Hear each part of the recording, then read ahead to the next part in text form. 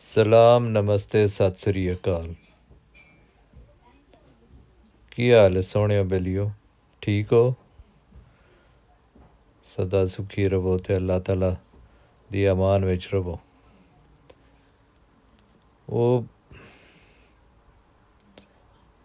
ਆਖਦੇ ਨੇ ਵੀ god made country ਮੈਨ made town,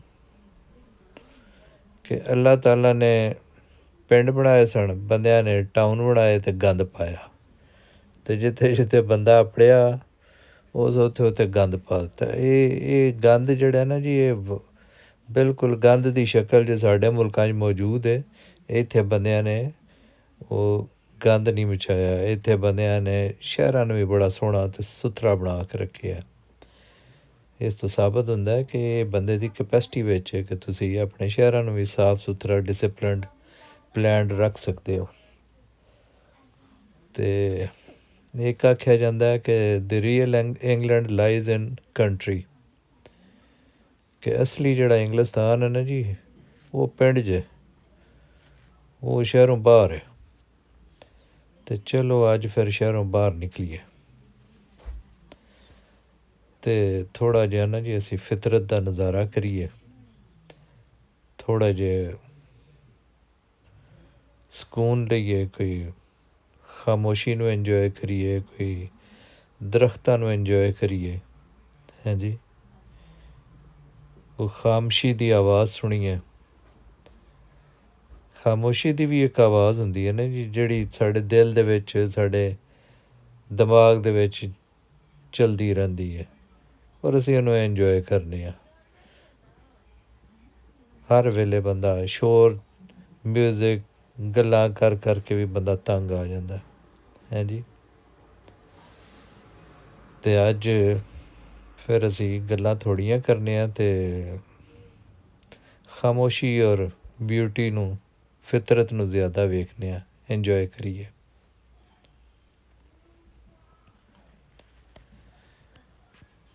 ਅੱਜ ਮੈਂ ਬਸ ਐਵੇਂ ਖੋ ਗਿਆ, ਮੈਂ ਆਖਿਆ ਵੀ ਸ਼ਹਿਰੋਂ ਨਿਕਲ ਜਾਵਾਂ, ਅਤੇ ਮੈਂ ਸ਼ਹਿਰੋਂ ਨਿਕਲ ਆਇਆ ਜੇ। ਅਤੇ ਇਹ ਇੱਕ ਕੱਚੀ ਪੱਕੀ ਜਿਹੀ ਸੜਕ ਮੈਨੂੰ ਲੱਭੀ ਹੈ ਅਤੇ ਮੈਂ ਇਹਦੇ 'ਤੇ ਚੜ੍ਹ ਗਿਆ। ਹੁਣ ਮੈਨੂੰ ਕੋਈ ਪਤਾ ਨਹੀਂ ਕਿ ਇਹਦੇ ਐਂਡ 'ਤੇ ਕੀ ਹੈ, ਕੋਈ ਸੜਕ ਹੈ ਵੀ ਜਾਂ ਨਹੀਂ। ਬਸ ਮੈਂ ਟੁਰਦਾ ਗਿਆ ਅਤੇ ਅੱਗੇ ਜਾ ਕੇ ਪਤਾ ਲੱਗਾ ਵੀ ਇਹਦੇ ਐਂਡ 'ਤੇ ਸੜਕ ਕੋਈ ਨਹੀਂ, ਅੱਗੋਂ ਮੁੱਕ ਗਈ ਹੈ। ਅਤੇ ਇਸ ਵਾਸਤੇ ਮੈਂ ਰਿਵਰਸ ਹੋ ਕੇ ਵਾਪਸ ਆ ਰਿਹਾ। ਅੱਗੇ ਇੱਕ ਕਪਲ ਅਤੇ ਉਹਨਾਂ ਦੇ ਨਾਲ 2 ਬੱਚੇ,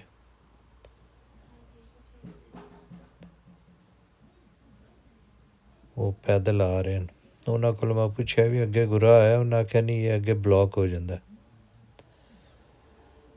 ਬੱਚੇ ਸਾਈਕਲ ਚਲਾਉਣ ਆਏ ਸਨ ਅਤੇ ਹੁਣ ਮੇਰੇ ਖਿਆਲ ਉਹ ਸਾਈਕਲ ਚਲਾ ਕੇ ਵੀ ਥੱਕ ਵੀ ਗਏ ਅਤੇ ਤੰਗ ਆ ਗਏ। ਹੁਣ ਮਾਂ ਪਿਓ ਨੂੰ ਸਾਈਕਲ ਵੀ ਚੁੱਕਣੇ ਪੈ ਗਏ ਅਤੇ ਬੱਚੇ ਵੀ।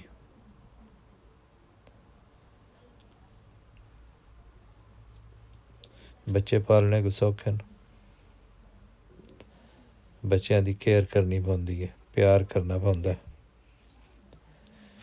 ਕੋਈ ਇਹ ਤਾਂ ਨਹੀਂ ਵੀ ਬੱਚੇ ਪੈਦਾ ਕਰਕੇ ਅਤੇ ਕੁਝਾਂ ਨੂੰ ਘਰਾਂ ਦੇ ਕੰਮ ਲਾ ਦਿਓ, ਉਹ ਉੱਥੇ ਇਸਤਰੀਆਂ ਲਵਾ ਕੇ ਮਰ ਜਾਣ, ਅਤੇ ਕੁਝ ਮੌਲਵੀ ਦੇ ਹਵਾਲੇ ਕਰ ਦਿਓ, ਉਹ ਕੁੱਟ ਕੁੱਟ ਕੇ ਉਹਨਾਂ ਦੀਆਂ ਹੱਡੀਆਂ ਮਰੋੜ ਕਰ ਛੱਡਦਾ।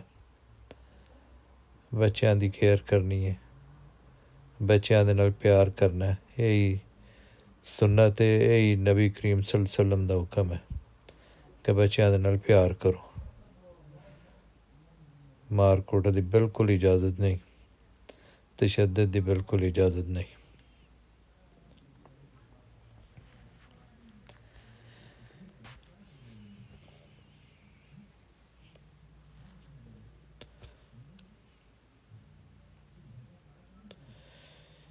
ਇਹ ਸੜਕ ਦੇ ਦੋਵਾਂ ਪਾਸੇ ਨਾ ਜੀ ਬੜੇ ਖੂਬਸੂਰਤ ਗੋਲਫ ਕੋਰਸ ਬਣੇ ਨੇ। ਵਿੱਚ ਕਿਧਰੇ ਕਿਧਰੇ ਜਿੱਥੇ ਕੋਈ ਅੰਦਰ ਦੀ ਝਲਕ ਮੈਂ ਵਿਖਾ ਸਕਿਆ ਨਾ ਜੀ, ਅਤੇ ਮੈਂ ਤੁਹਾਨੂੰ ਉੱਥੇ ਕੈਮਰਾ ਫਿੱਟ ਕਰਕੇ ਵਿਖਾਉਂਦਾ। कोई ग्लिम्स तुहानूं मिल जासी कि भी है अंदर एक।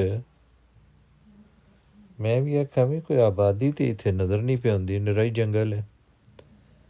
तो वो पता लगा कि जड़ियाँ साइडां ते ना जी ओह् प्राइवेट प्रॉपर्टीज़ न, ते अंदर प्राइवेट लोकां दे जेह्ड़े न जी गोल्फ कोर्सेस बने न, और उत्थे को फैमिलीज़ और जेह्ड़े गोरे ने ओह् गोल्फ खेडदे भी पे न, कोई कुत्तेआं दे नाल सैर कर रहे ने, कोई उन्हां दी कोई ट्रेनिंग श्रेनिंग कर रहे न।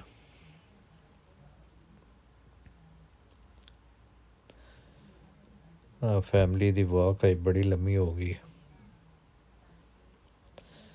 हाँ वेखो इत्थों थोड़ा जिहा बिच दरख्तां दी बाड़ कोई नहीं, तो गेट जिहा बनेआ ते उत्तों मैं तुहानूं विखा रहा। ਇਹ अंदर इस किस्म की लुक च दोवां बने।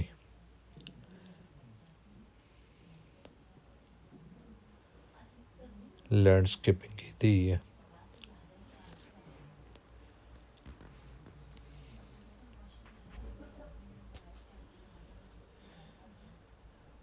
वेखो जी कोशिश दे नाल, प्लैनिंग दे नाल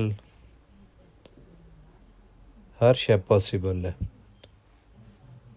खूबसूरती मतलब इस तो ज़्यादा खूबसूरत जड़े ने ਉਹ ਗੋਲਫ ਕੋਰਸਿਸ ਪਾਕਿਸਤਾਨ ਦੇ ਵਿੱਚ ਵੀ ਮੌਜੂਦ ਨੇ, ਖਸੂਸਨ ਸਾਡੇ ਜਿਹੜੇ ਆਰਮੀ ਦੇ ਕਲੱਬਸ ਨੇ DHA ਵਗੈਰਾ ਤੇ ਉਹਨਾਂ ਦੇ ਵਿੱਚ ਤੇ ਬੜੀ ਸ਼ਾਨਦਾਰ ਫੈਸਿਲਿਟੀਜ਼ ਨੇ ਔਰ ਬੜੇ ਲੰਬੇ ਚੌੜੇ ਪੈਮਾਨੇ ਤੇ ਨੇ, ਲੇਕਿਨ ਉਹ ਬਸ ਉਹ ਮਖਸੂਸ ਲੋਕਾਂ ਵਾਸਤੇ ਹੀ ਨਾ।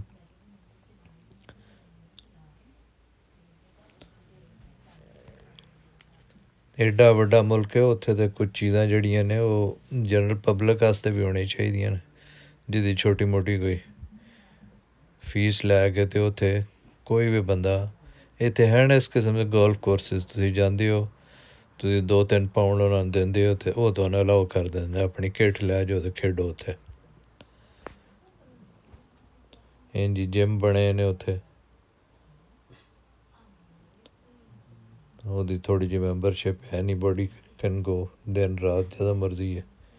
ਉਹ ਬਾਇਓਮੈਟ੍ਰਿਕ ਤੇ ਉਹਦੇ ਦਰਵਾਜ਼ੇ ਖੁੱਲ੍ਹ ਜਾਂਦੇ ਨੇ, ਤੁਸੀਂ ਆਪਣਾ ਥੰਬ ਇੰਪ੍ਰੈਸ਼ਨ ਦਿੰਦੇ ਹੋ ਤੇ ਅੰਦਰ ਜਾਓ, ਜਦੋਂ ਮਰਜ਼ੀ ਵਰਜ਼ਿਸ਼ ਕਰੋ।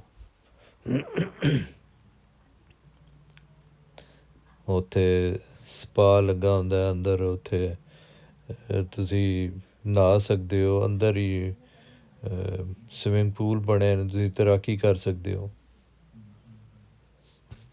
लेकिन साढ़े बड़ा एक प्रिविलेज समझी जाती है कि जनाब आम बंदे नूं ते एह्दी नज़ारा भी नहीं होना चाहिए इंदी फैसिलिटीज़ का।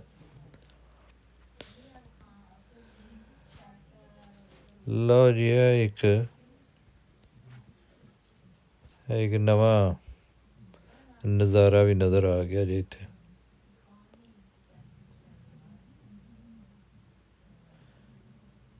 ये वापस आए हैं ते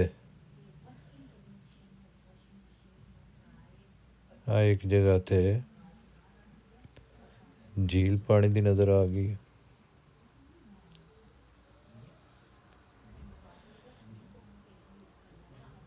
आबी हयात भी ढेर सारी है, परिंदे कितने ने इत्थे, बड़ी रौनक नाल आई है।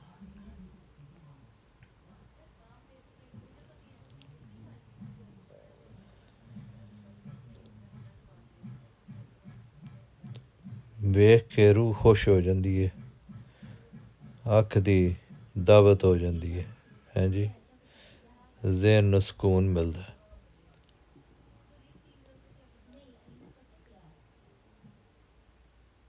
वाह,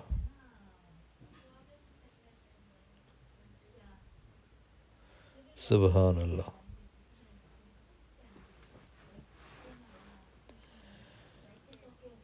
हुण ਇਹ परिंदे ਜਿਹੜੇ जे ना जी ਇਹਨਾਂ ਦੇ ਇਲਾਕਿਆਂ ਦੇ ਵਿੱਚ ਕੋਈ ਬਰਫਾਂ ਜੰਮ ਗਈਆਂ ਹੋਣੀਆਂ ਨੇ, ਉੱਥੋਂ ਕੋਈ ਹਿਜਰਤ ਕਰਕੇ ਇੱਥੇ ਪਾਣੀ ਵੇਖ ਕੇ ਤੇ ਇੱਥੇ ਲੈ ਗਏ ਨੇ। ਤੇ ਜਦੋਂ ਇੱਥੇ ਠੰਡ ਹੋਈ ਤੇ ਇੱਥੋਂ ਕਿਧਰੇ ਅੱਗੇ ਨਿਕਲ ਜਾਣ ਦੇ।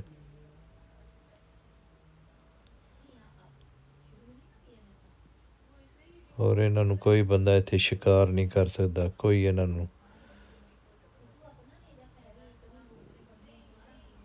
ਗੋਲੀ ਨਹੀਂ ਮਾਰ ਸਕਦਾ, ਕੋਈ ਜਾਲ ਨਹੀਂ ਲਾ ਸਕਦਾ। ਜਿਤਨੇ परिंदे ना जी उन्होंने सब ਨੂੰ ਅਮਾਨ ਹੈ ਮਲਕਾ ਦੀ। ਇਹ ਸਭ ਮਲਕਾ ਦੇ ਮਹਿਮਾਨ ਨੂੰ, ਇਹ ਮਲਕਾ ਦੇ परिंदे।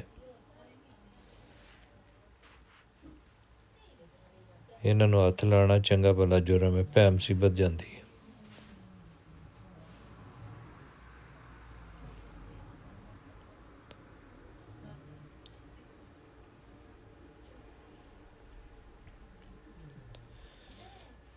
ਤੇ ਇਹਨਾਂ ਨੂੰ ਮਾਰਦੀ ਮਲਕਾ ਵੀ ਨਹੀਂ,